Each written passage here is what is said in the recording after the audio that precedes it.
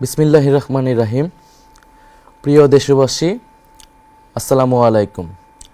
প্রিয় বিপ্লবী তরুণ সমাজ, আজকের এক ঐতিহাসিক মুহূর্তে আপনাদের উদ্দেশ্যে, দেশবাসীর উদ্দেশ্যে কিছু কথা বলতে চাই।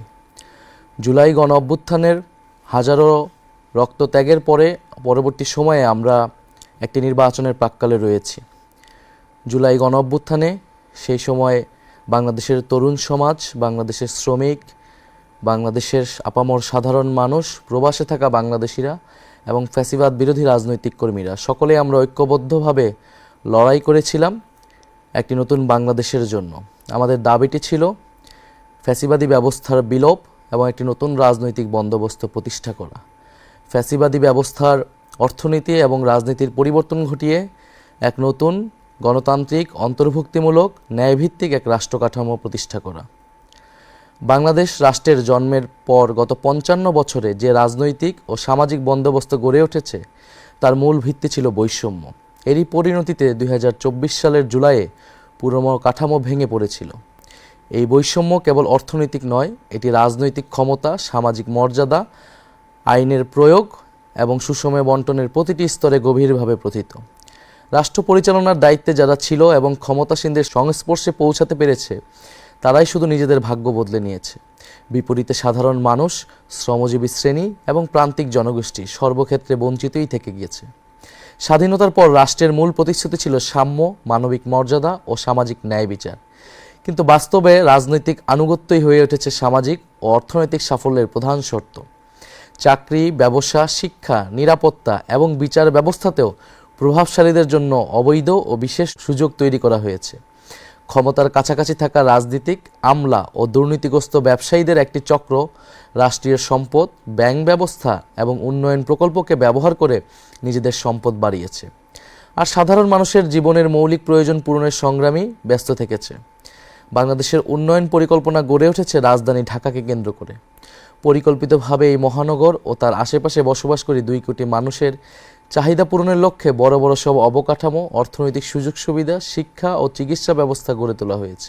আর এদের মাথার উপরে বসে রাজধানী কেন্দ্রিক একটি ছোট্ট ধনিক শ্রেণী তৈরি হয়েছে, যারা অসৎ উপায়ে রাষ্ট্রীয় সম্পদ নিজেদের মধ্যে ভাগাভাগি করে নিয়েছে। অথচ প্রকৃত উন্নয়ন হলে তা দেশের সব অঞ্চলে সমানভাবে বিস্তৃত হওয়ার কথা ছিল। গ্রাম, মফস্বল, শহর ও দেশের প্রান্তিক জনগোষ্ঠীর উন্নয়নের আকাঙ্ক্ষিত জনদাবি উপেক্ষিতই রয়ে গিয়েছে।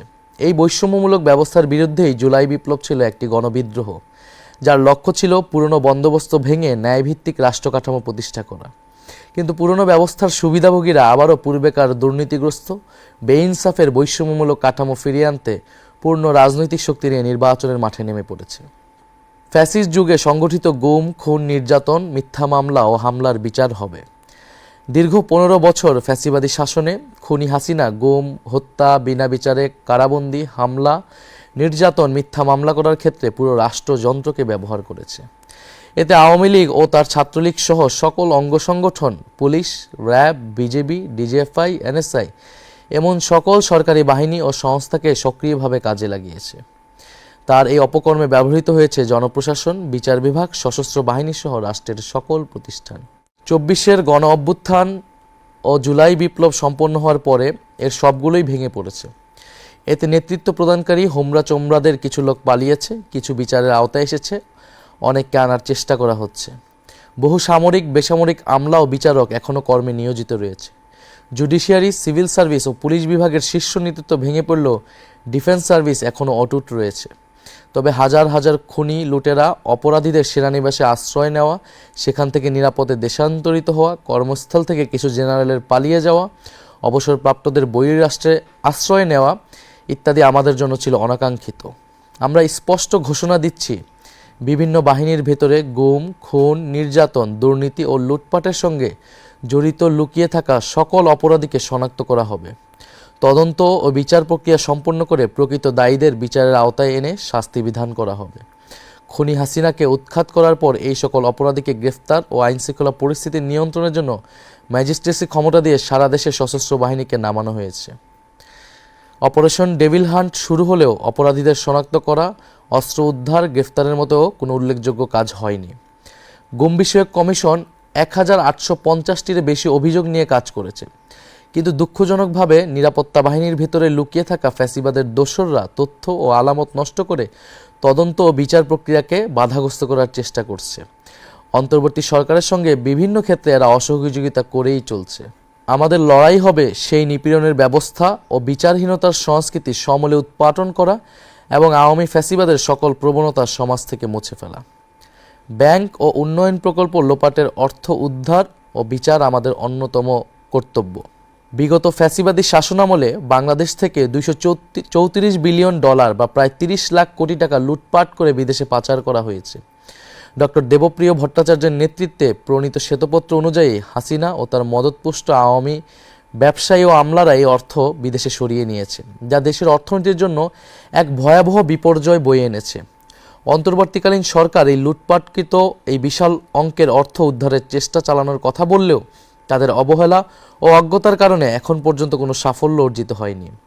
এর সঙ্গে যুক্ত ফ্যাসিবাদী যুগের সুবিধাভোগী কিছু শীর্ষ আমলা ও বিশেষজ্ঞরা অন্তর্ঘাতমূলক কাজ করায় এই বিপুল পরিমাণ রাষ্ট্রীয় সম্পদ পুনরুদ্ধার বিঘ্নিত হয়েছে। দেশবাসী যদি আমাদের সরকার গঠনের দায়িত্ব দেয়, তবে ফ্যাসিস্ট হাসিনা আমলে লুটপাট ও পাচার হওয়া অর্থ দেশে ফিরিয়ে আনার জন্য সব ধরনের আইনি পদক্ষেপ আমরা গ্রহণ করব। লুটপাট ও অর্থ পাচারের সঙ্গে যুক্ত ব্যক্তি বা গোষ্ঠীকে দায় মুক্তি দেওয়া হবে না। খুনি হাসিনার দোসর ব্যবসায়ী গোষ্ঠী, তাদের সুবিধাভোগী আমলা ও আত্মীয় স্বজনদের আইন ও বিচারের আওতায় আনা হবে। বিদেশে পাচারকৃত এদের যে অর্থ ইতিমধ্যে শনাক্ত হয়েছে তা বাংলাদেশের কর বিভাগের কাছে সংশ্লিষ্ট ব্যক্তিদের দেওয়ার হিসাব অন্তর্ভুক্ত করে জরিমানা সহ ট্যাক্স বসিয়ে দেশে থাকা তাদের সমুদয় সম্পদ বাজেয়াপ্ত করা হবে। একই সঙ্গে চিহ্নিত লুটপাটকারীদের জাতীয় শত্রু ঘোষণা করে এদের সম্পদও বাজেয়াপ্ত করে একটি পাবলিক ট্রাস্টের মালিকানায় নিয়ে নেওয়া হবে। আন্তর্জাতিক মানসম্পন্ন পেশাজীবীদের নিয়োগ দিয়ে দক্ষ ও স্বচ্ছ ম্যানেজমেন্ট কাঠামোর মাধ্যমে নবগঠিত এই সংস্থাটি পরিচালনা করা হবে। আমাদের লক্ষ্য খুবই স্পষ্ট: ঘুষ, দুর্নীতি ও রাষ্ট্রীয় সম্পদ লুটপাটের সংস্কৃতির অবসান ঘটিয়ে অর্থনৈতিক বৈষম্য বিলোপের মাধ্যমে ন্যায় বিচার প্রতিষ্ঠা করা এবং রাষ্ট্রের সম্পদ জনগণের কাছে ফিরিয়ে দেওয়া। পররাষ্ট্রনীতি নতজানু কূটনীতি থেকে স্বাধীন ও ভারসাম্যপূর্ণ বৈশ্বিক অবস্থান। আমরা আমাদের পররাষ্ট্রনীতি নিয়েও আমাদের পরিকল্পনা রয়েছে। আমরা নতজানু কূটনীতি থেকে স্বাধীন ও ভারসাম্যপূর্ণ বৈশ্বিক অবস্থানে যেতে চাই। খুনি হাসিনার আমলে বাংলাদেশ একটি নতজানু পররাষ্ট্রনীতির মধ্যে আবদ্ধ ছিল। দেশের কূটনৈতিক কার্যক্রম কার্যরত প্রতিবেশী দেশ ইন্ডিয়াকে কেন্দ্র করে আবর্তিত হতো। ফলে স্বাধীন, সার্বভৌম ও মর্যাদাপূর্ণ আন্তর্জাতিক সম্পর্কের ভিত্তি ভেঙে ফেলা হয়েছিল। 15 বছরের ফ্যাসিস্ট দুঃশাসন কায়েম করা ও জারি রাখার সফল পরিকল্পনা তা বাস্তবায়ন এবং পরিচালিত হতো পার্শ্ববর্তী দেশ থেকে। বাংলাদেশের সকল রাষ্ট্রীয় প্রতিষ্ঠানকে দুর্বল করে ফেলা, শাসন ব্যবস্থাকে গণবিরোধী করে তোলা এবং গণতান্ত্রিক ব্যবস্থাকে অকেজ করে দেওয়ার সকল আয়োজন করা হয়েছে ইন্ডিয়ার ইচ্ছা অনুযায়ী। বছরের পর বছর ধরে সীমান্তে নির্বিচারে গুলি করে ইন্ডিয়ার খুনে বাহিনী বিএসএফ শত শত বাংলাদেশি নাগরিককে হত্যা করলেও খুনি হাসিনার সরকার চুপ করে থেকেছে। ফ্যাসিবাদী যুগের স্বরাষ্ট্রমন্ত্রী, পররাষ্ট্রমন্ত্রী, সংশ্লিষ্ট সচিবগণ এবং বিজিবির মহাপরিচালক সহ বিভিন্ন পর্যায়ের অফিসাররা ইন্ডিয়ার এই অসভ্য মানবতাবিরোধী আচরণের পক্ষে সাফাই গিয়ে নিজ দেশের নাগরিকদের স্বার্থের বিরুদ্ধে কথা বলেছে। পৃথিবীর শত্রু ভাবাপন্ন যুদ্ধরত দেশের সীমান্ত এভাবে বেসামরিক নাগরিকদের গুলি করে খুন করার নজির নেই। সবার সাথে বন্ধুত্ব, কারোর সাথে শত্রুতা নয়, এই স্লোগান আওড়ালেও বাস্তবে খুনি হাসিনার পররাষ্ট্রনীতি ছিল ইন্ডিয়ার নির্দেশ পালন করা। সে কারণে পাকিস্তানের প্রতি সর্বক্ষেত্রে বৈরী আচরণ করা হতো। বাস্তবে বাংলাদেশকে বৈশ্বিক পরিসরে একটি করদ রাজ্যে বা পুতুল রাষ্ট্রে পরিণত করেছিল তারা। সে সময় আন্তর্জাতিক অঙ্গনে দেশের অবস্থান খুবই দুর্বল হয়ে পড়েছিল। তাতে আমাদের জাতীয় স্বার্থ ব্যাপকভাবে ক্ষতিগ্রস্ত হয়েছে। জনগণ যদি এনসিপির ওপর আস্থা রেখে রাষ্ট্র পরিচালনার দায়িত্ব দেয়, অর্থনৈতিক এবং বাণিজ্যিক ঘাটতি এবং কারো ওপর নির্ভরশীলতা ক্রমান্বয়ে কমিয়ে এনে আমরা ভারসাম্যপূর্ণ কূটনৈতিক সম্পর্ক তৈরি করব। আমরা অগণতান্ত্রিক শাসকদের নতজানু নীতিকাঠামো ভেঙে জাতীয় স্বার্থকে প্রাধান্য দিয়ে আত্মমর্যাদাপূর্ণ স্বকীয় পররাষ্ট্রনীতি গ্রহণ করব। এছাড়া দক্ষিণ এশিয়ার দেশগুলোর সাথে সম্পর্ক বাড়াতে সার্ককে পুনরুজ্জীবিত করা হবে এবং আসিয়ানে যোগ দেওয়ার চেষ্টা অব্যাহত থাকবে। মুসলিম বিশ্বের সঙ্গে রাজনৈতিক, অর্থনৈতিক ও কৌশলগত সম্পর্কের উন্নয়ন ঘটানো হবে। প্রবাসে থাকা নাগরিকদের সমস্যা সমাধান ও দ্রুত সেবা প্রদানের লক্ষ্যে পৃথিবীর সকল প্রান্তে বাংলাদেশ মিশন স্থাপন করা এবং কূটনীতিকের সংখ্যা বৃদ্ধি করা হবে। লক্ষ্য হবে পৃথিবীর সম্ভাবনাময় সকল দেশে নামেমাত্র খরচে দক্ষ জনবল রপ্তানি করা এবং তারা যাতে কোথাও কোনোভাবে হেনস্থার শিকার না হয় সেই সুরক্ষা দেওয়া। পারস্পরিক শ্রদ্ধা, ন্যায্যতা, সহযোগিতা হবে আমাদের পররাষ্ট্রনীতির মূল ভিত্তি। আমরা আমাদের সশস্ত্র বাহিনীকে নিয়েও পরিকল্পনা রেখেছি। খুনি হাসিনা তার শাসনামলে সশস্ত্র বাহিনীকে রাষ্ট্রের বহিঃশত্রুর বিরুদ্ধে ব্যবহার না করে দলীয় স্বার্থে নিজ দেশের সাধারণ মানুষের বিরুদ্ধে ব্যবহার করেছে। এর ফলে আমাদের সশস্ত্র বাহিনী কার্যত দুর্বল ও অকার্যকর হয়ে পড়ে। যখন আমাদের প্রতিবেশী রাষ্ট্রগুলো পঞ্চম প্রজন্মের ফাইটার জেট তৈরি করার প্রতিযোগিতা এগিয়ে যাচ্ছে, তখন আমরা এখনও তৃতীয় প্রজন্মের সক্ষমতার মধ্যে সীমাবদ্ধ রয়েছি। বর্তমান কাঠামোতে ডিফেন্স বাজেটের প্রায় 70% কর্মকর্তা কর্মচারীদের বেতন ভাতায় ব্যয় করা হয়, যা দীর্ঘমেয়াদে রাষ্ট্রের জন্য একটি অকার্যকর ও অস্থিতিশীল ব্যবস্থা হয়ে দাঁড়িয়েছে। প্রতিরক্ষা খাতকে কার্যকর ও ভবিষ্যৎমুখী করতে হলে এই কাঠামোগত সীমাবদ্ধতা দূর করা জরুরি। আমরা যদি সরকার গঠন করতে পারি, প্রতিরক্ষা ব্যবস্থাকে সম্পূর্ণভাবে পুনর্গঠন করব। আমাদের লক্ষ্য হবে বাহিনীর সংখ্যা বাড়ানো নয়, বরং গুণগত মান বৃদ্ধি করা। পুরো প্রতিরক্ষা ব্যবস্থাকে ধীরে ধীরে একটি আধুনিক প্রযুক্তি নির্ভর হাইটেক বাহিনীতে রূপান্তর করা হবে। একই সঙ্গে দেশের 18 ঊর্ধ্ব সক্ষম তরুণ তরুণীদের জন্য বাধ্যতামূলক মিলিটারি ট্রেনিং চালু করা হবে। এতে দেশব্যাপী জনভিত্তি সম্পন্ন এক গণপ্রতিরক্ষা ব্যবস্থা গড়ে উঠবে। ফলে আধিপত্যবাদী শক্তির বিরুদ্ধে রাষ্ট্রীয় প্রতিরোধ সক্ষমতা বৃদ্ধি পাবে এবং দীর্ঘমেয়াদে রাষ্ট্রের বিনিয়োগকৃত অর্থের অপচয় কমবে। একটি কল্যাণমুখী রাষ্ট্রের দায়িত্ব হলো প্রতিটি নাগরিকের জন্য ন্যায্য মূল্যে ভোগ্যপণ্য নিশ্চিত করা। লাগামহীন দ্রব্যমূল্যে মানুষ যখন হিমশিম খাচ্ছে, তখন সরকারের ভূমিকা হবে সক্রিয়ভাবে বাজারে শৃঙ্খলা ফিরিয়ে আনা। দক্ষিণ এশিয়ার দেশগুলোর মধ্যে বাংলাদেশের নিত্যপণ্যের মূল্য সবসময় সর্বাধিক। এর কারণ এদেশে ব্যবসায়ী, রাজনীতিক ও আমলাদের একটি দুর্নীতিগ্রস্ত চক্র বাজার নিয়ন্ত্রণ করার মাধ্যমে প্রচুর অর্থ নিজেদের পকেটস্থ করে। আমরা সরকার পরিচালনার দায়িত্ব পেলে দ্রব্যমূল্য স্থিতিশীল রাখতে বিশেষ গুরুত্ব দিয়ে কাজ করব। কৃত্রিম সংকট সৃষ্টিকারী ব্যবসায়ী, রাজনীতিক ও আমলাদের সিন্ডিকেট ভাঙা হবে। এমন দুষ্টচক্রের বিরুদ্ধে আইন করে তাদের দ্রুত বিচারের আওতায় আনা হবে। কৃত্রিমভাবে বাজার নিয়ন্ত্রণ, কারসাজি ও অবৈধ মজুতদারি প্রমাণিত হলে অপরাধীরা কঠোর শাস্তির মুখোমুখি হবে। কৃষকরা যাতে তাদের শস্য ও কৃষিপণ্য কাউকে কোনো চাঁদা বা তোলা না দিয়ে বিক্রি করতে পারে এবং পাইকারি ব্যবসায়ীকেও যেন কোথাও কোনো 1 টাকাও না দিতে হয়, সরকার তা নিশ্চিত করবে। কঠোরভাবে এই পদক্ষেপগুলো নিশ্চিত করা গেলে বাজারে কৃষিপণ্যের ন্যায্য মূল্য নিশ্চিত করা সম্ভব। চাঁদাবাজ ও মধ্যস্বত্বভোগীদের কারণে অযৌক্তিকভাবে সারা দেশে সাধারণ মানুষকে পণ্যের অতিরিক্ত মূল্য দিতে হয়। সরকার ন্যায্য মূল্যের বাজার ব্যবস্থা এবং OMS কর্মসূচি বিস্তৃত করবে, যাতে নিম্ন ও মধ্যবিত্ত মানুষ সহজে সুলভে পণ্য কিনতে পারে। প্রতিবেশী বৃহৎ দেশটির উপর নির্ভরশীলতা কমিয়ে একাধিক বিকল্প উৎস থেকে আমদানি বাড়ানো হবে, যাতে আমাদেরকে কেউ পণ্যবন্দী করে বিপদে ফেলতে না পারে। বাজারে প্রতিযোগিতা বাড়াতে নতুন ব্যবসায়ী উদ্যোক্তা চিহ্নিত করে তাদের সহজলভ্য ঋণ ও সরকারি সমর্থন দেওয়া হবে। কাঁচা পণ্য সংরক্ষণের জন্য কোল্ড স্টোরেজ, সরবরাহ ব্যবস্থাপনার আধুনিকায়নের জন্য ডিজিটাল বাজার ব্যবস্থা এবং দ্রুত পরিবহন ও এর ব্যয় ন্যায়সঙ্গত করতে কার্যকর ব্যবস্থা নেওয়া হবে। মৌসুমি পণ্যের জন্য সরকারিভাবে আগাম পরিকল্পনা করে মাল কিনে তা মজুত করা হবে। আমাদের লক্ষ্য স্পষ্ট, একটি ন্যায্য, স্বচ্ছ ও জনবান্ধব বাজার ব্যবস্থা প্রতিষ্ঠা করা। বিগত স্বৈরাচারী সরকারের আমলে বাংলাদেশের পুলিশ বাহিনী কার্যত একটি দলীয় বাহিনীতে পরিণত হয়েছিল। তাদের অত্যাচার ও জুলুমের কারণে মানুষ আওয়ামী লীগ, ছাত্রলীগ ও যুবলীগের মতো পুলিশকেও পুলিশ লীগ নামে ডাকতে শুরু করেছিল। দেশে এমন পরিবার খুঁজে পাওয়া কঠিন যারা তখনকার পুলিশি নির্যাতনের শিকার হয়নি। জুলাই গণ অভ্যুত্থানেও পুলিশ ব্যাপক নৃশংসতা করেছে। আমরা সরকার গঠন করলে জুলাই বিপ্লবের সময় এবং এর পূর্বাপর 15 বছর ধরে যে সকল পুলিশ কর্মকর্তা ও সদস্য হত্যা, নির্যাতন, জুলুম, মিথ্যা মামলা, দস্যুবৃত্তি করে অর্থ লোপাট ও ঘুষ দুর্নীতির সঙ্গে সম্পৃক্ত ছিল, তাদের প্রত্যেককেই বিচারের আওতায় আনা হবে।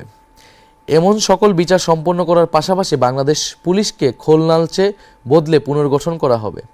দেশ ও জনগণের সেবা হবে পুলিশের একমাত্র মন্ত্র। আইন শৃঙ্খলায় রক্ষায় দলীয় সংকীর্ণ মনোভাবের সংস্কৃতিকে কবর দিয়ে বাহিনীকে জননিরাপত্তার বিশ্বস্ত সহযোগী হিসেবে গড়ে তোলা হবে। তথ্য বলছে, বিচার নিতে গিয়ে 60%-এর বেশি মানুষ ঘুষ দিতে বাধ্য হয়। সরকারের লিগ্যাল এইড আইন অনুযায়ী গরিব ও মজলুম মানুষের বিনামূল্যে আইনি সহায়তা পাওয়ার কথা থাকলেও এর কোনো সুবিধা নিচে পড়ে থাকা মানুষ পায় না। বাস্তবে বিচারক, উকিল, মোক্তার ও দালাল চক্রের এক জালে সাধারণ মানুষ আটকে যায়, দিশাহীন চক্রে ঘুরপাক খায়। বেশিরভাগ ক্ষেত্রে বিচার চাওয়া বিচার প্রার্থীদের জন্য শাস্তি ও ভোগান্তি হিসেবে হাজির হয়। বছরের পর বছর আদালতের বারান্দায় ঘুরতে ঘুরতে অর্থবিত্ত, সময়, শারীরিক সামর্থ্য এবং জীবনের স্বপ্নও হারিয়ে যায়। ধীরে চলা বিচার অন্যায় ও অবিচারকে বলশালী করে তোলে। আজ বিচার ব্যবস্থা রাজনৈতিক প্রভাব, অর্থশক্তির সুবিধা বাদী চক্রের মাধ্যমে কলুষিত। জেলা আদালত থেকে সর্বোচ্চ সুপ্রিম কোর্ট পর্যন্ত একই অন্ধকারের ছায়া আমরা দেখেছি। ফ্যাসিবাদী শাসনামলে এটা আরও বিস্তৃত ও অধপতিত হয়েছে। ক্ষমতাসীনদের মামলা দ্রুত নিষ্পত্তি হয়, তাদের ইচ্ছামতো রায়ও জোটে। বিরোধী দলে যারা থাকেন তাদের মামলা বছরের পর বছর ঝুলতে থাকে। ভয়ঙ্কর এই অশুভ চর্চার কারণে বাংলাদেশের বিচার ব্যবস্থা আজ ভেঙে পড়েছে। এরা তাদের সকল গৌরব, মর্যাদা ও বিশ্বাসযোগ্যতা হারিয়ে ফেলেছে। নিম্ন আদালত থেকে সুপ্রিম কোর্ট পর্যন্ত সকল স্তরে ন্যায়পরায়ণ, দক্ষ ও শিক্ষিত বিচারক নিয়োগ করে পুরো বিচার ব্যবস্থাকে ঢেলে সাজাতে হবে। বিচারকের সংখ্যা বহুগুণে বাড়াতে হবে। পুরোপুরি ডিজিটাল ব্যবস্থাপনার আওতায় আনতে হবে। ঘুষ, দুর্নীতি নির্ভর রায় বেচা কেনার চলমান আয়োজন ভেঙে ফেলবো আমরা। রাষ্ট্রে ও সমাজে ন্যায় বিচার প্রতিষ্ঠিত হলেই এদেশ এগিয়ে যাবে। এটাই এনসিপির অঙ্গীকার। বাংলাদেশের শাসন ব্যবস্থাকে নতুন করে গড়ে তুলতে হবে। বর্তমান প্রশাসনিক কাঠামো এখনও ব্রিটিশ ঔপনিবেশ সৃষ্ট পুরনো মডেলের উপরে দাঁড়িয়ে আছে, যেখানে ক্ষমতা ভয়াবহভাবে কেন্দ্রীভূত। এদেশের প্রচলিত শাসন সংস্কৃতিতে রাজনীতিক আমলা, অসাধু ব্যবসায়ী গোষ্ঠী এই কেন্দ্রীভূত ব্যবস্থাকে ধরে রেখেছে। ফলে ঢাকার অনুমোদন ছাড়া স্থানীয় পর্যায়ে কোনো সিদ্ধান্তই বাস্তবায়ন হয় না, যা উন্নয়নের গতি বাধাগ্রস্ত করে এবং জনগণের প্রয়োজন উপেক্ষিত থাকে। খাদ্য, কৃষি, বস্ত্র, গৃহায়ন, ভূমি ব্যবস্থাপনা, শিক্ষা ও প্রশিক্ষণ, স্বাস্থ্যসেবা, সমাজ কল্যাণ, পরিবেশ ও দুর্যোগ ব্যবস্থাপনা, নারী শিশু উন্নয়ন এবং স্থানীয় অবকাঠামোগত সেবার মতো অধিকাংশ দায়িত্ব উপজেলা পর্যায়ে হস্তান্তর করা হলে সিদ্ধান্ত গ্রহণে ধীরগতি কমবে। স্থানীয় জনগণের চাহিদা অনুযায়ী কর্মসূচি নেওয়া ও তা বাস্তবায়ন হবে এবং জনগণ সেবা পাবে। কেন্দ্রীয় সরকার মূলত প্রতিরক্ষা, পররাষ্ট্রনীতি এবং জাতীয় অবকাঠামোর মতো বড় বিষয়গুলো পরিচালনা করবে। অন্যদিকে উপজেলা ও পৌর প্রশাসন জনগণের দৈনন্দিন সেবা নিশ্চিত করবে। এমনটি উন্নত দেশগুলোর প্রশাসনিক কাঠামোতে চালু আছে। জনপ্রতিনিধি ব্যবস্থাকে কার্যকর করতে উপজেলা ও ইউনিয়ন পর্যায়ে নির্বাচিত নেতাদের প্রকৃত ক্ষমতা দেওয়া হবে এবং কঠোর জবাবদিহিতার আওতায় আনা হবে। প্রতিটি স্তরে অবাধ ও সুষ্ঠু নির্বাচন নিশ্চিত করা হবে। যে কোনো পর্যায়ের স্থানীয় সরকারের চেয়ারম্যান পদে প্রার্থী হতে হবে ন্যূনতম স্নাতক পাস যোগ্যতা সম্পন্ন। আমরা এমন একটি রাষ্ট্র ব্যবস্থা গড়ে তুলতে চাই যেখানে ধর্মীয় ও জাতিগত পরিচয় বিভাজনের কারণ না হয়ে এর ভিত্তি হবে পারস্পরিক সম্মান, সহাবস্থান এবং স্বাধীনতা। আমাদের লক্ষ্য একটি আধুনিক, ভারসাম্যপূর্ণ এবং অন্তর্ভুক্তিমূলক সমাজ, যেখানে নাগরিকের সম অধিকার তার ধর্মীয় ও সাংস্কৃতিক বিশ্বাস ও পরিচয়ের ঊর্ধ্বে স্থান পাবে। সকল ধর্ম ও জাতিগত গোষ্ঠীর সমান নিরাপত্তা। সংখ্যালঘু হলেও কোনো নাগরিক যেন বৈষম্য বা সহিংসতার শিকার না হয় তা নিশ্চিত করা হবে। আইন প্রয়োগের ক্ষেত্রে রাষ্ট্র নিরপেক্ষ থাকবে। ধর্মীয় বা জাতিগত পরিচয়ের কারণে কোনো বিভেদ বা বৈষম্য মেনে নেওয়া হবে না। আমাদের স্বপ্ন এমন একটি বাংলাদেশ গড়ে তোলা যেখানে মানুষ তার ধর্ম, বর্ণ বা জাতিগত পরিচয়ে নয়, বরং মানুষ হিসেবেই এবং নাগরিক হিসেবেই মূল্যায়িত হবে। ভারসাম্যপূর্ণ রাষ্ট্র ব্যবস্থা। বাংলাদেশ কখনোই আফগানিস্তান হবে না, এটা বাংলাদেশই থাকবে। অনুকরণীয় হতে পারে মালয়েশিয়া বা তুরস্কের মতো ধর্মানুরাগী উদারনৈতিক সমাজ। ধর্ম থাকবে ব্যক্তিগত বিশ্বাস ও সামাজিক সাংস্কৃতিক চর্চার জায়গায়, আর রাষ্ট্র পরিচালিত হবে আইন, ন্যায় বিচার ও ইনসাফের ভিত্তিতে। ধর্মের মূল্যবোধ এবং নৈতিকতা রাষ্ট্র পরিচালনার ক্ষেত্রে সহায়ক হতে পারে। পোশাকের স্বাধীনতা নিশ্চিত করা। প্রত্যেক নাগরিক নিজের বিশ্বাস, সংস্কৃতি ও ব্যক্তিগত পছন্দ অনুযায়ী পোশাক নির্বাচন করার পূর্ণ স্বাধীনতা ভোগ করবেন। একজন ধর্মবিশ্বাসী নারী যেমন হিজাব বা বোরকা পরতে পারবেন, তেমনি অন্য সকলে যেভাবে আধুনিক পোশাক পরেন তা পরিধানের পূর্ণ স্বাধীনতা থাকবে। নাগরিকের ব্যক্তিগত পছন্দই অগ্রগণ্য হবে।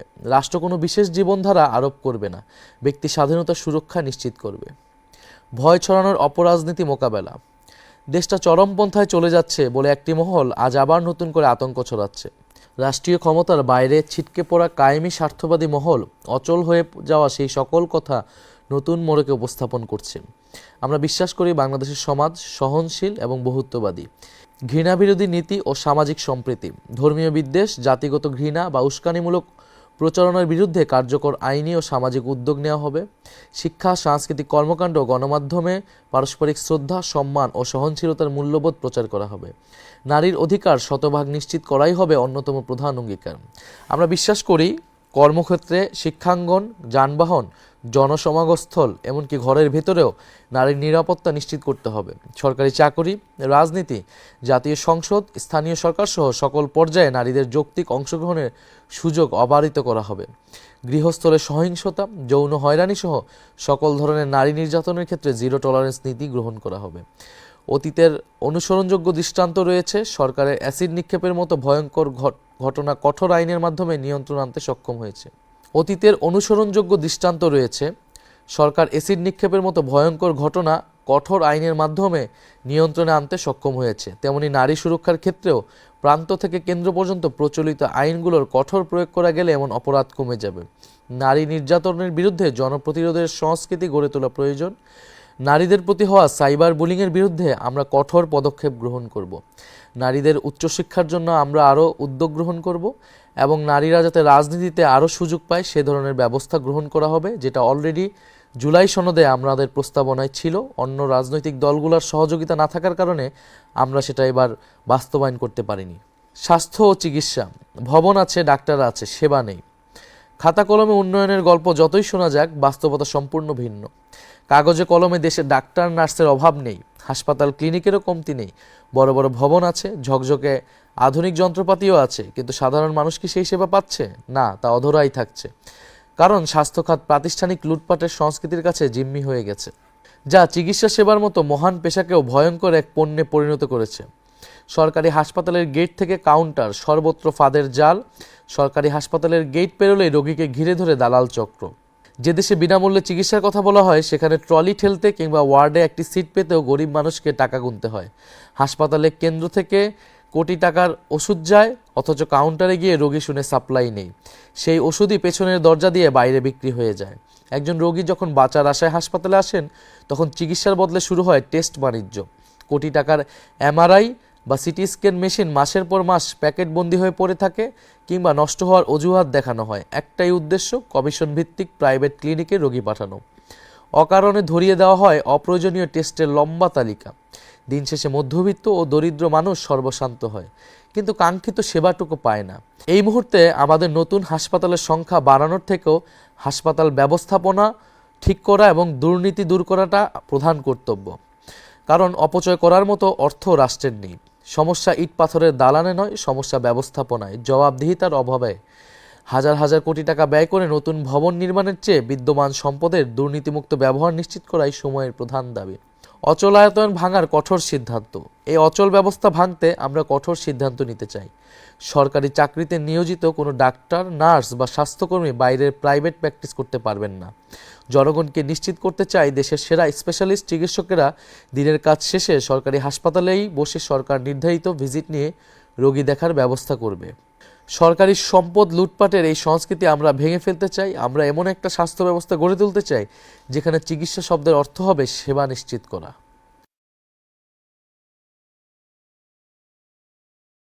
ছাড়া মানসম্পন্ন শিক্ষা অসম্ভব। বাংলাদেশে প্রায় প্রতিটি খাতেই সংস্কার প্রয়োজন, তবে যে খাতের সংকট আমাদের জাতির জন্য সবচেয়ে প্রকট সেটি হলো শিক্ষা খাত। স্বাধীনতার পর থেকেই এই খাত চরমভাবে উপেক্ষিত। শিক্ষায় অনিয়ম ও দুর্নীতির করাল গ্রাসে আজ আমাদের পুরো জ্ঞান অর্জন ব্যবস্থা বিপর্যস্ত। স্বাধীনতার পর থেকে ক্ষমতাসীনরা শিক্ষার উন্নয়ন বলতে মূলত নতুন অবকাঠামো নির্মাণকেই বুঝিয়েছে। বাজেটের পর বাজেট পাশ হয়েছে, স্কুল, কলেজ ও বিশ্ববিদ্যালয়ের স্থাপনার সংখ্যা বাড়ানোর পিছনে মূল প্রণোদনা ছিল দুর্নীতি করে অর্থবিত্ত বাড়ানো। অবকাঠামো নির্মাণ থেকে শুরু করে রক্ষণাবেক্ষণ, সব জায়গায় একই চিত্র। হাজার হাজার শিক্ষক নিয়োগ দেওয়া হয়েছে, যাদের বড় অংশ সুপারিশ, তদবির ও নিয়োগ বাণিজ্যের মাধ্যমে নির্বাচিত হয়। আজ আমাদের শিক্ষা অঙ্গনের দিকে তাকালেই শিক্ষার মানের ভয়াবহ অধপতন ছাড়া আর কিছুই দেখা যায় না। এটি একদিনে হয়নি, যুগের পর যুগ রাজনৈতিক প্রভাব ও স্থানীয় সুবিধাবাদী গোষ্ঠীর দুর্নীতির ফলে দেশের শিক্ষা প্রতিষ্ঠানগুলো দুর্বৃত্তায়নের কেন্দ্রে পরিণত হয়েছে। প্রাথমিক বিদ্যালয় থেকে সরকারি স্কুল, কলেজ, বিশ্ববিদ্যালয়, কারিগরি শিক্ষা প্রতিষ্ঠান, ডিপ্লোমা ইঞ্জিনিয়ারিং কলেজ কিংবা জাতীয় বিশ্ববিদ্যালয়, সবখানেই একই সংকট। শিক্ষকরা শিক্ষাদানে অনাগ্রহী। তারা নানা ধরনের অনিয়মে ব্যস্ত। কোচিং বাণিজ্যকে তারা মূল পেশায় পরিণত করেছে। সকল স্তরের শিক্ষকরা দলীয় রাজনৈতিক স্বার্থ ও পক্ষে বিভক্ত হয়ে এমন অপকর্মে সময় নষ্ট করেন। গবেষণা ও শিক্ষার মান উন্নয়ন এখন আর তাদের লক্ষ্য নয়, বরং ক্ষমতাসীনদের আস্থাভাজন হওয়ার প্রতিযোগিতাই তাদের অগ্রাধিকার।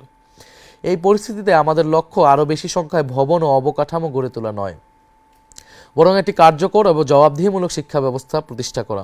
শিক্ষকদের দক্ষ, যোগ্য এবং দায়িত্ব সম্পর্কে সচেতন হতে হবে। শিক্ষকদের বেতন ভাতা ও সুবিধা বৃদ্ধি করে একে মর্যাদাপূর্ণ পেশায় পরিণত করা হবে। তবে একই সঙ্গে তাদেরকে কঠোর তদারকির আওতায় নিয়ে আসা হবে। দায়িত্বশীল ও যোগ্য শিক্ষকদের পুরস্কৃত করা হবে, আর দায়িত্বে অবহেলাকারীদের তাৎক্ষণিক চাকরিচ্যুতির ব্যবস্থা প্রবর্তন করা হবে। আমাদের নতুন বন্দোবস্তে এমন এক শিক্ষা সংস্কার হবে যেখানে উন্নয়ন মানে নতুন ভবন ও অবকাঠামো বাড়ানো নয়, বরং বিদ্যমান শিক্ষা প্রতিষ্ঠানগুলোকে সত্যিকার অর্থে মানসম্মত শিক্ষা প্রদানের কেন্দ্র হিসেবে গড়ে তোলা। শিক্ষা ব্যবস্থার গুরুত্বপূর্ণ একটি অংশ হচ্ছে মাদ্রাসা ব্যবস্থা। আমরা কওমি এবং আলিয়া উভয় প্রকার মাদ্রাসা ব্যবস্থার আধুনিকায়ন এবং সেটাকে আরও সামনের দিকে যাতে এগিয়ে যেতে পারে সেই ধরনের ব্যবস্থা আমরা গ্রহণ করব। কৃষি উন্নয়ন, কৃষকের ন্যায্য অধিকার নিশ্চিত করে খাদ্য নিরাপত্তার নতুন ভিত্তি, সার, বীজ সহ বিভিন্ন কৃষি উপকরণ বিতরণ ব্যবস্থা সরকার নিয়ন্ত্রণ করে। কিন্তু স্থানীয় পর্যায়ের লুটেরা গোষ্ঠীর কারণে এসব উপকরণ অনেক সময় প্রকৃত ও প্রান্তিক কৃষকের কাছে পৌঁছায় না। আমরা নিশ্চিত করব যাতে কোনো সিন্ডিকেট বা লুটেরা গোষ্ঠী সার ও বীজ বাজারজাতকরণের কর্তৃত্ব নিজেদের হাতে নিয়ে কৃষকদের কাছ থেকে অধিক মূল্য আদায় করতে না পারে। বাংলাদেশে কৃষকদের জন্য কৃষি ঋণের ব্যবস্থা রয়েছে। এক্ষেত্রে বিশেষায়িত বাংলাদেশ কৃষি ব্যাংক ও রাজশাহী কৃষি উন্নয়ন ব্যাংকের মতো দুইটি সরকারি প্রতিষ্ঠানও রয়েছে।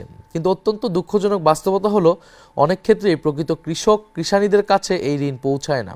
কৃষি ঋণ নিতে গেলে জমির দলিল, আইডি কার্ড ও নানা কাগজপত্রের নামে কৃষকদের হয়রানির শিকার হতে হয়। ঋণের অর্থ পেতে কর্মকর্তাদের ঘুষ দিতে বাধ্য করা হয়। এই জটিলতা ও অনিয়মের কারণে প্রকৃত কৃষক সমাজ কৃষি ঋণ থেকে বঞ্চিত হয়ে পড়ে। এনসিপি সরকার গঠনের সুযোগ পেলে অথবা সরকারের অংশীদার হলে ঋণ প্রক্রিয়ায় কাগজপত্রের নামে সব ধরনের হয়রানি ও অনিয়ম বন্ধ করা হবে। কৃষি ঋণ সহজলভ্য করা হবে ইনশাল্লাহ। এদেশের কৃষকরাই সবচেয়ে বেশি অবহেলিত। তারা নিজেদের উৎপাদিত ফসলের ন্যায্য মূল্য পাচ্ছেন না। বাজারে যখন 1 কেজি সবজির দাম আকাশ ছোঁয়া, তখন মাঠ পর্যায়ে কৃষক সেই একই পণ্য বিক্রি করছেন পানির দরে। সারের দাম বৃদ্ধি, কৃষকের মজুরি এবং হাড়ভাঙা পরিশ্রমের পরে লাভের বদলে তাদের ঘাড়ে ঋণের বোঝা চাপে। অনেক ক্ষেত্রে হতাশায় আক্রান্ত কৃষক কখনো কখনো নিজের ফসল নষ্ট করে ফেলতে বাধ্য হন।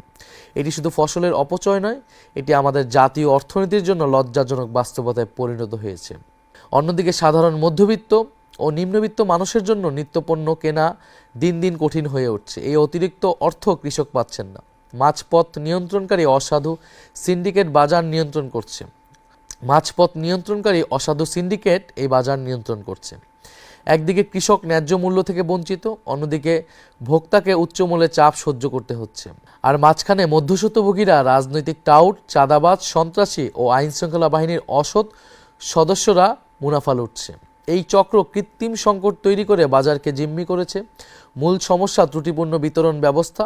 সরাসরি বাজারজাতকরণের সুযোগ না থাকায় কৃষকরা এই ব্যবস্থার হাতে বন্দী। প্রান্তের ক্ষেত থেকে কেন্দ্রের বাজার পর্যন্ত দখল করে থাকা এই দুর্নীতির শৃঙ্খল ভেঙে ফেলা হবে। বিদ্যুৎ ও জ্বালানি খাতে রাষ্ট্রীয় সম্পদ লুণ্ঠনের মহা উৎসব। আপনারা জানেন, গত বছর খুনি হাসিনার কুখ্যাত দায়মুক্তি আইন বাতিল করা হয়েছে। কিন্তু দুর্ভাগ্যজনক বাস্তবতা হলো, আইন বাতিল হলেও সেই আইনের অধীনে করা দাসত্বের চুক্তিগুলো এখনও আমাদের অর্থনীতি ও জনগণের রক্ত চুষে যাচ্ছে। এখনও এই লুটেরাদের হাতে বছরে $5 বিলিয়ন অর্থাৎ 63,000 কোটি টাকা তুলে দিতে হচ্ছে। খুনি হাসিনা সরকার চুক্তিগুলো এমনভাবে সাজিয়েছিল যেন বিদ্যুৎ উৎপাদন না করলেও তার সমর্থক গোষ্ঠীর পকেট ভরতে থাকে। গত 18 মাসে আমলাতান্ত্রিক জটিলতা ও আইনি মারপ্যাচের কারণে সেই চক্র ভাঙা সম্ভব হয়নি। বছরের পর বছর দেশবিরোধী নীতি, অস্বচ্ছ চুক্তি এবং প্রাতিষ্ঠানিক দুর্নীতি বিদ্যুৎ ও জ্বালানি খাতকে জনগণের উপর বোঝায় পরিণত করেছে। বিদ্যুৎ উৎপাদন না করলেও এই বাটপারদের টাকা দিতে হচ্ছে রাষ্ট্রকে। লুটপাটের এই ব্যবস্থাকে ভদ্র ভাষায় বলা হয় ক্যাপাসিটি চার্জ। দেশ বিদ্যুৎ না কিনলেও কোটি কোটি টাকা পরিশোধ করছে। আমরা স্পষ্টভাবে বলতে চাই, জনগণের ট্যাক্সের টাকায় অনুৎপাদিত ও অব্যবহৃত বিদ্যুতের জন্য এই সকল দেশবিরোধী কোম্পানিকে আর কোনো অর্থ দেওয়া হবে না। জনগণের স্বার্থবিরোধী সব অসম চুক্তির পুনর্মূল্যায়ন করা হবে। গ্যাস ও বিদ্যুৎ খাতে অবৈধ সংযোগ বন্ধ করা সহ জরুরি পদক্ষেপ নিয়ে সিস্টেম লস কমানো হবে। আমাদের বঙ্গোপসাগরে তেল গ্যাস উত্তোলনের নামে বছরের পর বছর নাটক হয়েছে। আমরা সেই নাটকের ইতি টানতে চাই। আমরা সরকার পরিচালনার দায়িত্ব পেলে সমুদ্র সীমানায় থাকা তেল গ্যাস উত্তোলনের উদ্যোগ গ্রহণ করব। দীর্ঘমেয়াদে দেশের বিদ্যুৎ ও জ্বালানি নিরাপত্তা নীতি প্রণয়ন ও ব্যবস্থা গড়ে তোলা হবে এনসিপির অন্যতম লক্ষ্য। কর্মসংস্থান, ন্যায্য মজুরি ও প্রবাসী শ্রমিকদের স্বার্থ অগ্রাধিকার পাবে। দেশে নির্বাচন এলেই বেকারদের নিয়ে নানা ধরনের তামাশা শুরু হয়।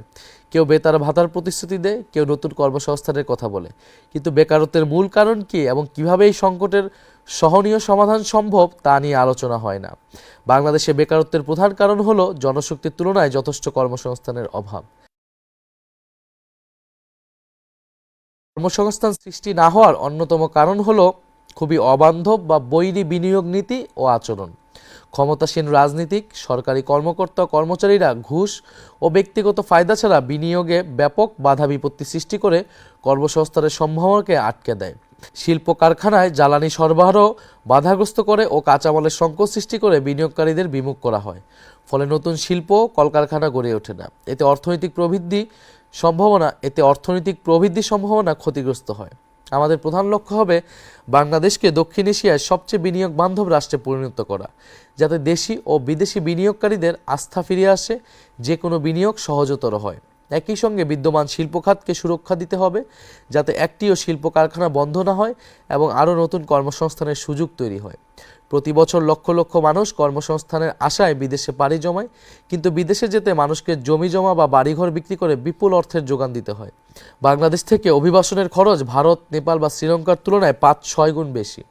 এর পিছনে রয়েছে রাজনৈতিক দল ও আমলাদের সমর্থিত ভুল নীতি ও খুবই সক্রিয় একটি মাফিয়া চক্র। এরা কৃত্রিমভাবে ভিসা সংকট, অভিবাসনের পথে নানা জটিলতা এবং উড়োজাহাজ ভাড়াসহ পুরো প্রক্রিয়াকে নিয়ন্ত্রণ করে ইচ্ছামতো অর্থ আদায় করছে। এনসিপি সরকার গঠনের সুযোগ পেলে এই দুষ্ট সিন্ডিকেট ভেঙে প্রবাসে যাওয়া সহজ, স্বচ্ছ ও সাশ্রয়ী করা হবে। আমাদের লক্ষ্য বিদেশে যেতে ইচ্ছুক মানুষ যেন স্বল্প সময়ে এবং কম খরচে নিরাপদে বেরিয়ে যেতে পারে। দেশের বর্তমান যোগাযোগ ব্যবস্থায় বিদ্যমান বিশৃঙ্খলা, যানজট ও অনিয়ম দূর করে একটি নিরাপদ, সুশৃঙ্খল ও মানবিক পরিবহন ব্যবস্থা গড়ে তোলাই আমাদের মূল লক্ষ্য। আমরা সরকার পরিচালনার দায়িত্ব পেলে কোনো মন্ত্রী বা উচ্চপদস্থ কর্মকর্তার চলাচলের জন্য রাস্তা বন্ধ রাখা হবে না। জনগণের ট্যাক্সের টাকায় নির্মিত সড়কে সাধারণ মানুষের চলাচলের অধিকার অগ্রগণ্য হবে। জরুরি সেবা, বিশেষ করে অ্যাম্বুলেন্স ও ফায়ার সার্ভিস পাবে সর্বোচ্চ অগ্রাধিকার। সরকারি কর্মকর্তাদের জন্য আলাদা পরিবহন ব্যবস্থা থাকবে না, সকলকে সাধারণ জনপরিবহন ব্যবহার করতে হবে। মন্ত্রীদের কমপক্ষে সপ্তাহে 1 দিন এবং সচিবদের কমপক্ষে সপ্তাহে 2 দিন জনপরিবহনে চলাচল করতে হবে। রাষ্ট্র পরিচালনায় দায়িত্বশীলদের জনজীবনের বাস্তবতা অনুভব করতে হবে। এটাই হবে সরকারের নতুন সংস্কৃতি প্রতিষ্ঠার কর্মসূচি। আধুনিক বাস সার্ভিস চালু সহ অন্যান্য পরিবহন ব্যবস্থায় সরকারি বিনিয়োগ অগ্রাধিকার পাবে।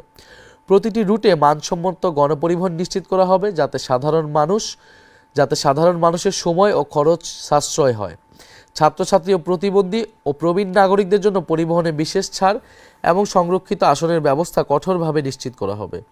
যান্ত্রিক ত্রুটিযুক্ত যানবাহন রাস্তা থেকে অপসারণ করা এবং স্বচ্ছ ও দুর্নীতিমুক্ত প্রক্রিয়ায় ড্রাইভিং লাইসেন্স প্রদান করা হবে।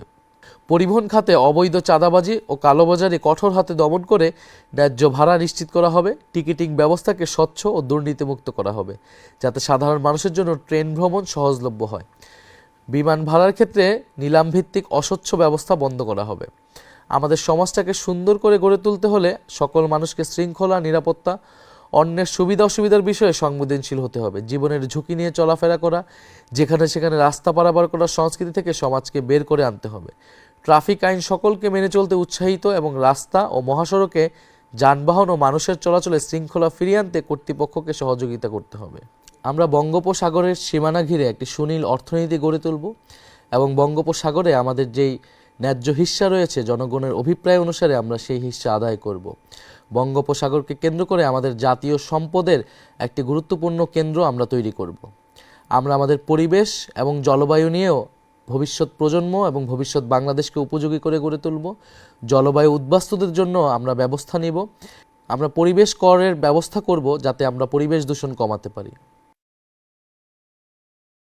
প্রিয় দেশবাসী, আমরা এক নতুন স্বপ্ন এবং নতুন বাংলাদেশের অভিপ্রায়ে জুলাই গণঅভ্যুত্থানে রাজপথে নেমেছিলাম। আপনারাও নেমেছিলেন। আমাদের সম্মিলিত প্রচেষ্টার ফলে আমরা আজকে কথা বলতে পারছি। আমরা এতক্ষণ ধরে যা বললাম সেটি আমাদের ভবিষ্যৎ বাংলাদেশের স্বপ্ন। যদি আপনারা সুযোগ দেন, আমরা সেই স্বপ্ন বাস্তবায়নে ইনশাল্লাহ সক্ষম হব।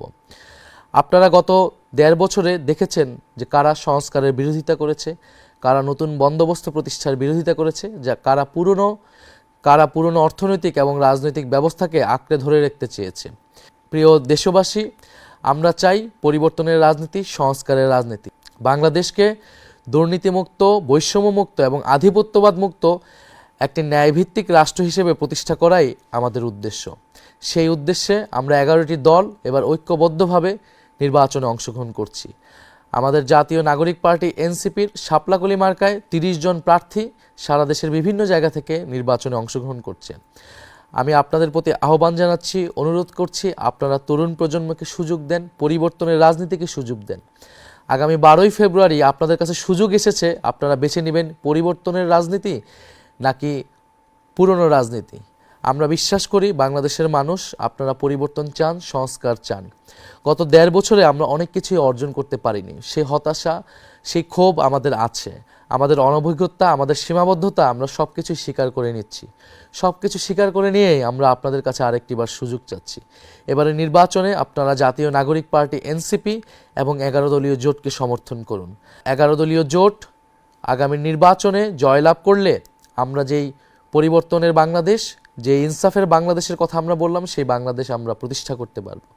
আমাদের ভাই শরীফ ওসমান হাদি এরকম একটি বাংলাদেশের স্বপ্ন দেখেছিলেন, তাকে করুণভাবে শাহাদাত বরণ করতে হয়েছে। আমরা নিশ্চয়ই সেই শরীফ ওসমান হাদি হত্যার বিচার নিশ্চিত করব, জুলাইয়ের খুনিদের আমরা বিচার নিশ্চিত করব এবং অবশ্যই আগামী নির্বাচনের সাথে গণভোট অনুষ্ঠিত হতে যাচ্ছে, আপনারা জানেন। সেই গণভোটে আপনারা অবশ্যই হ্যাঁয়ের পক্ষে ভোট প্রদান করবেন। হ্যাঁয়ের পক্ষে ভোট প্রদানের মাধ্যমে বাংলাদেশের সংস্কারের ধারাকে আপনারা অব্যাহত রাখবেন। আগামী 12ই ফেব্রুয়ারি এদেশের তরুণ সমাজকে আবারও দায়িত্ব নিতে হবে, কারণ আমরা মনে করি যদি 12ই ফেব্রুয়ারি ব্যর্থ হয়, 12ই ফেব্রুয়ারি যদি সুষ্ঠু নির্বাচন না হয়, তাহলে 5ই আগস্টের বিপ্লব ব্যর্থ হবে। ফলে 5ই আগস্টকে সফল করতে হলে, 5ই আগস্টের অর্জনকে এবং আকাঙ্ক্ষাকে এগিয়ে নিয়ে যেতে হলে আমাদেরকে 12ই ফেব্রুয়ারি একটি সুষ্ঠু নির্বাচনের আয়োজনে সক্ষম হতে হবে। সুষ্ঠু নির্বাচনের কোনো বিকল্প নেই। ফলে বাংলাদেশের তরুণ সমাজ, বাংলাদেশের নারীরা, বাংলাদেশের আপামর সাধারণ মানুষ, আপনাদের সকলের কাছে আমি আহ্বান জানাচ্ছি 12ই ফেব্রুয়ারি আপনারা সকাল সকাল ভোট কেন্দ্রে আসবেন। আপনাদের ভোটাধিকার রক্ষার জন্য, গণতন্ত্র পুনঃপ্রতিষ্ঠার জন্য, ইনসাফ প্রতিষ্ঠার জন্য আমরা ভোট কেন্দ্রে থাকব। আমরা আপনাদেরকে কথা দিচ্ছি, আপনাদের ভোটাধিকার কেউই হরণ করতে পারবে না। ইনশাল্লাহ আগামী 12ই ফেব্রুয়ারি পরে আমরা একটি নতুন বাংলাদেশ পাবো। জুলাই গণঅভ্যুত্থানের ধারাবাহিকতায় এই নির্বাচন, এটা যাতে আমরা ভুলে না যাই। জুলাই গণঅভ্যুত্থানের আমাদের হাজারো ভাই বোনদের আত্মত্যাগ, শহীদ পরিবারদের আকুতি, আমাদের আহত যোদ্ধাদের যে বেদনা, এই সব কিছুকে মাথায় রেখেই আমরা যাতে 12ই ফেব্রুয়ারি নির্বাচনে সবাই মিলে অংশগ্রহণ করি। আপনারা আমাদেরকে ভোট দিবেন, আমরা আপনাদের জন্য কাজ করব। ইনশাল্লাহ সবাই মিলে আমরা নতুন বাংলাদেশ গড়ার কাজে এগিয়ে যাব। আসসালামু আলাইকুম।